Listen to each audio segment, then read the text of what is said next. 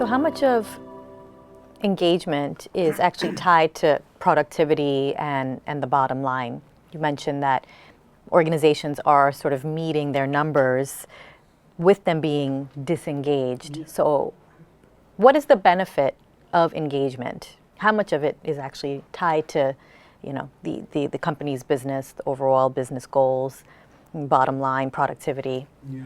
It would depend who you asked, because I mean, you know, Gallup, which is, for example, doing the research, and other people will say that, you know, you're losing hundreds of billions of dollars in productivity by not focusing more on people being engaged. Companies would say, you know, well, you know, things seem to be going okay. You know, we don't see any real financial penalty for the fact that people are, as you're measuring them, you know, not terribly engaged.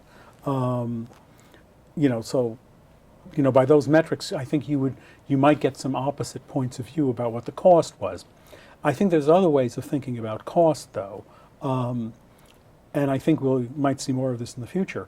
Companies are, in the future, going to need to be much faster on their feet, much more dependent on sort of the creativity and enthusiastic participation of their workforce. You know, we have long-term trends where work, including now knowledge work, gets commoditized fairly quickly. We need people who, you know, are genuine believers in their companies and in the work they do, you know, to get the kind of creativity and innovation that companies are going to need in the future.